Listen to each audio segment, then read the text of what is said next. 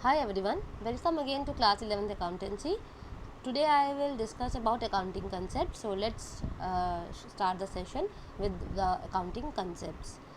So these are the some accounting concepts. There are 10 accounting concepts given by the GAP. Now let us discuss about these 10 concepts. So first is money measurement. This concept says that we will record that in business only and only those transactions will be recorded which are expressed or which are measured in terms of money. No market conditions, what is the technological changes, what are is the management efficient or not, such information will not be will not be disclosed or recorded in the books of accounts, because such information is not expressed in terms of money. So this concept says that only and only the information which can be expressed or which can be measured in terms of money, we will record only such information, or in other words only monetary information will be recorded in the books of accounts. Next is business entity. This concept says that business and the owner both are separate. दोनों अलग अलग हैं, दोनों अलग अलग इंसान कह लो, एक आर्टिफिशियल है और एक नेचुरल है. Both the owner and the business they are the separate individuals. दोनों सेपरेट इंडिविजुअल्स है, दोनों की अलग अलग एग्जिस्टेंस है. That is why we will record all the transactions in the books of accounts according to business point of view. हम owner के view से नहीं चलते हैं, हम बिजनेस के पॉइंट ऑफ व्यू से चलते हैं. बिजनेस में क्या हो रहा है हम उसके हिसाब से चलते हैं. ओनर ने अपने लिए क्या खरीदा, ओनर ने कितने पैसे खर्च किए, ओनर की कितनी प्रॉपर्टी है, बिजनेस में हम ये रिकॉर्ड नहीं करते हैं. बिजनेस में कितना फ़ायदा हो रहा है, बिजनेस में कितना नुकसान हो रहा है, बिजनेस की कितनी प्रॉपर्टी है, we will record only such transactions. That is why there is a distinguish between owner and the business. हम जब इसलिए जब पैसा लगाया जाता है, ओनर के पास बहुत सारे पैसे थे, उसने दूसरे इंसान एक जिसका नाम बिजनेस था उसको दे दिए कि तुम ये पैसे यूज़ कर लो. अब बिजनेस के लिए वो पैसा क्या बन गया, लायबिलिटी, जिसका नाम क्या है, कैपिटल है. अब बिजनेस ने वो पैसा इस्तेमाल किया, गुड्स खरीदे, सामान खरीदा, फर्नीचर खरीदा अपनी दुकान के लिए, अपनी ऑर्गेनाइजेशन के लिए, एम्प्लॉयज़ हायर किए, उनको सैलरी दी. ये सारा खर्चा बिजनेस ने उस कैपिटल से किया, और बदले में ओनर क्या कहता है कि बदले में मुझे क्या दोगे, मुझे तुम प्रॉफिट दे देना. अब जितना भी प्रॉफिट हुआ बिजनेस क्या करता है, वो सारा का सारा ओनर को दे देता है. कैपिटल बिजनेस के लिए क्या बन गई, लाइबिलिटी बन गई, इसलिए हम प्रॉफिट सारा कैपिटल में डाल के ओनर को दे देते हैं. So I hope this point is very much clear that the owner and the business, these are two separate entities in the business organization.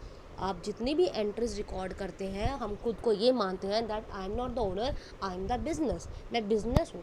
आप जितनी भी एंट्रीज रिकॉर्ड करेंगे बिजनेस पॉइंट ऑफ व्यू से record करेंगे, ना कि owner के point of view से. Next is going concern. Going concern concept says that the business will continue to exist for the foreseeable future, for indefinite period. Business जो है वो चलता रहेगा और पता नहीं कब तक चलता रहेगा. दैट इज़ वाई हम अपने डेटर्स, हम अपने क्रेडिटर्स क्रिएट करते हैं, क्योंकि हम ये मान के नहीं चल रहे हैं कि अगले महीने मेरा बिजनेस बंद हो जाएगा. हम उधार में सामान तभी देते हैं जब मुझे पता है कि मेरा बिज़नेस तो अभी बंद नहीं होने वाला है.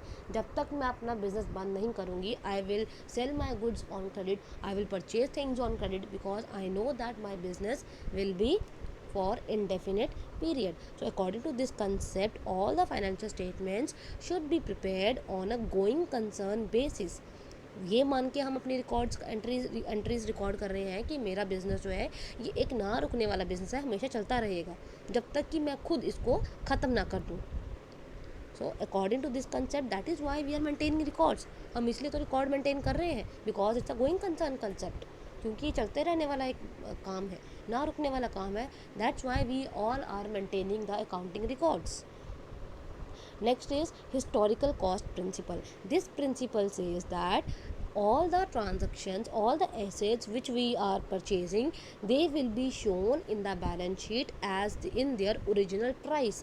मैंने कितने का वो एसेट ख़रीदा था, मेरे लिए उस एसेट की क्या कीमत पड़ी है, मैंने उस एसेट में कितना और एक्सपेंडिचर किया, वो सारी चीज़ें जितने के लिए, फॉर एग्जांपल मैंने एक गाड़ी ख़रीदी, गाड़ी के इंश्योरेंस के पैसे, गाड़ी की फ़िटिंग्स के पैसे, गाड़ी को जो पेट्रोल डाला उसके पैसे, वो सारा कुछ मिला के मेरे को गाड़ी पड़ गई 5 लाख की. So I will record I will record the value of car with 5 lakh rupees every time in my balance sheet.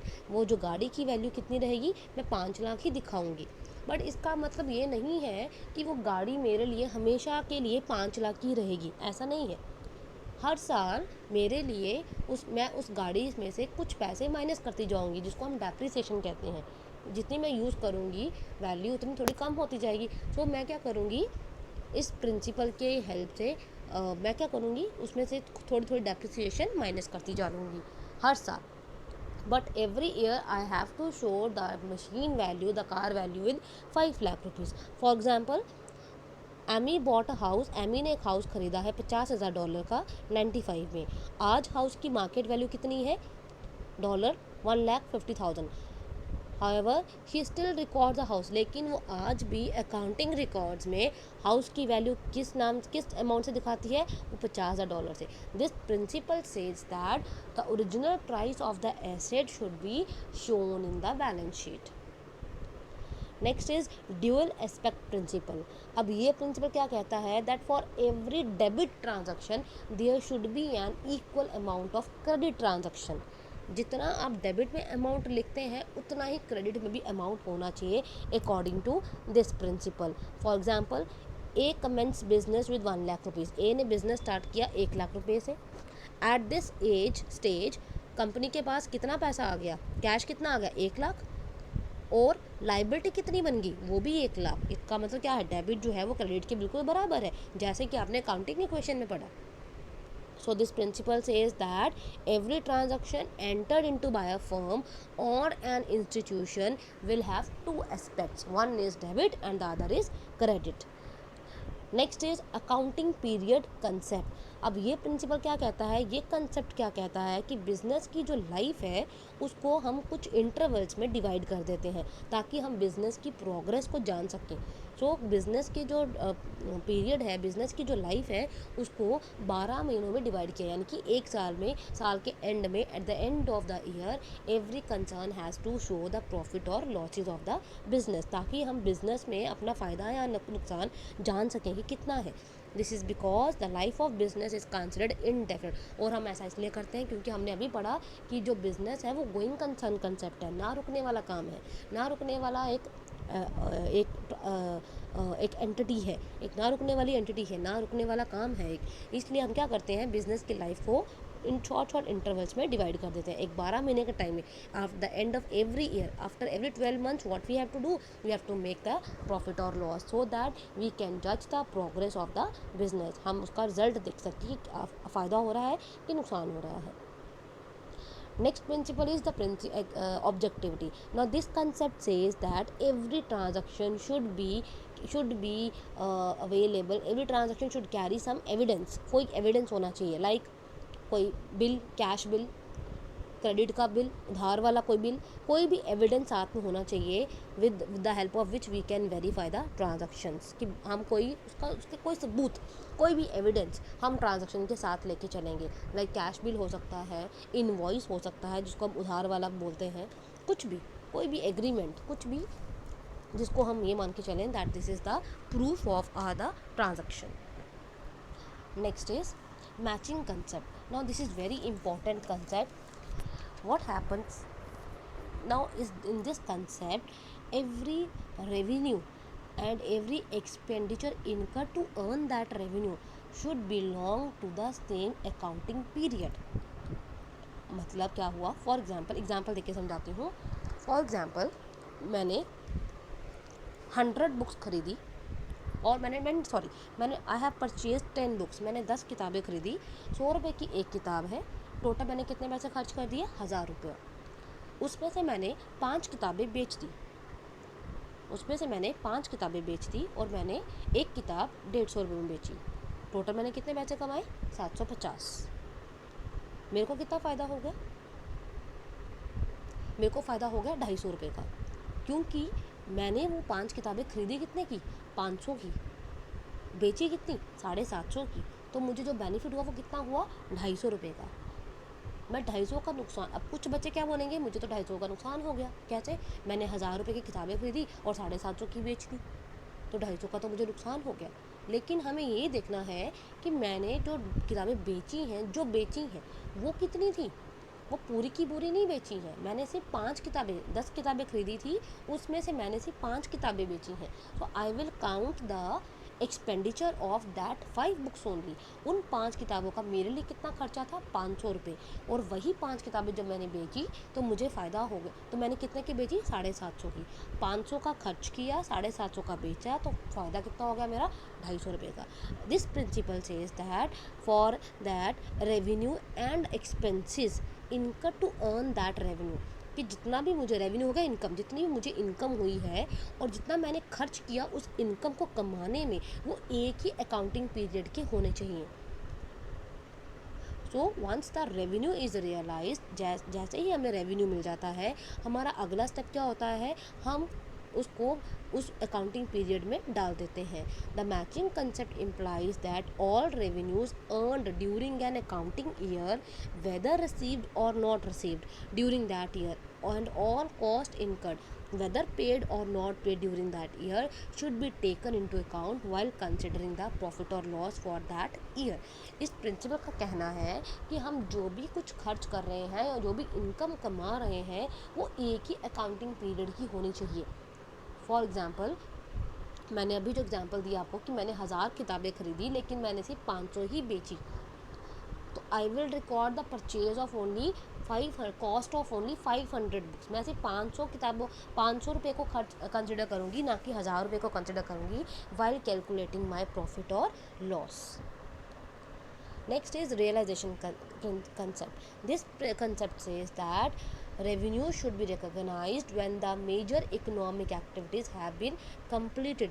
इस प्रिंसिपल के अकॉर्डिंग, इस कंसेप्ट के अकॉर्डिंग क्या है कि हम सेल्स को तभी रिकॉग्नाइज करेंगे जब हम गुड्स बेच देंगे, जब कस्टमर के पास वो गुड्स पहुंच जाएंगे। अगर सर्विसेज की बात हो रही है तो जब तक सर्विसेज कस्टमर को मिल नहीं जाती तब तक हम उसको रिकॉग्नाइज नहीं करेंगे। This concept assumes that revenue when a sale is made, जब हमने सामान बेचा तभी हम कंसिडर करेंगे, जब हमें पैसे मिल गए तभी हम कंसिडर करेंगे कि हमने सामान बेचा है, तब तक हम ये कंसिडर नहीं करेंगे। जब तक पैसे नहीं मिल जाते, we will not consider sale as sale. वो तभी कंप्लीट होगी जब हमने गुड्स ट्रांसफ़र कर दिए, ओनरशिप जो है वो बायर को दे दी और बदले में हमें पूरे पैसे मिल गए, तब तक हम उसको सेल्स नहीं मानेंगे जब तक हमें पूरे पैसे नहीं मिल जाते। Next is accrual concept. Now this concept says all the business transactions are recorded when they occur and not when the related payments are received। और कि जिस दिन एक ट्रांजैक्शन अराइज हो गई, चाहे आपको पैसे मिले या नहीं मिले, चाहे आपने पैसे दिए या नहीं दिए, वो अराइज हो गई, you have to record that transaction. This principle says that for example accrued revenue मतलब मिलने वाली इनकम, आपने काम कर दिया, क्लाइंट आपको अभी बाद में पे करेगा। In the same manner accrued expenses, material आपने सामान खरीद लिया लेकिन कंपनी आपको बाद में देगी, पैसे बाद में देगी। और इसको क्लियर करते हैं। अब कैश ट्रांजैक्शंस कौन सी होती हैं और एक्रूअल ट्रांजैक्शंस कौन सी होती हैं, अब डिफरेंस आपको क्लियर हो जाएगा। कैश में इनकम कम कंसिडर होते हैं, जब पैसे मिल जाते हैं हम कहते हैं इनकम है। और एक्रूअल में इनकम कब कंसिडर होगी, जब हमने कमा ली, मतलब अभी हमने सामान बेच दिया, पैसे आए नहीं हैं, तो क्या कौन सी इनकम होगी, एक्रूअल इनकम। इसी तरह एक्सपेंडिचर, कैश जब हमने पे कर दिया हम मानते हैं कि एक्सपेंडिचर हमने पे कर दिया, पेड लिखते हैं हम, इनकर्ड नहीं लिखते। और इनकर्ड वर्ड तब यूज़ करना है जब हमने अभी पे करना है। सही, मैंने उधार पे सामान खरीदा, अभी मुझे पे करना है, तो ये क्या हो जाएगा, इनकर्ड हो जाएगा। It is due to this concept, इसी कंसेप्ट की वजह से income receipt but not yet recognised and expenses paid before due date are referred to as advance incomes and prepaid expenses. ये एडवांस इनकम्स और prepaid expenses का जो concept है ये एक्रूअल से ही अराइज हुआ है। And I hope that you have understand clearly about the concepts of accounting. Thank you.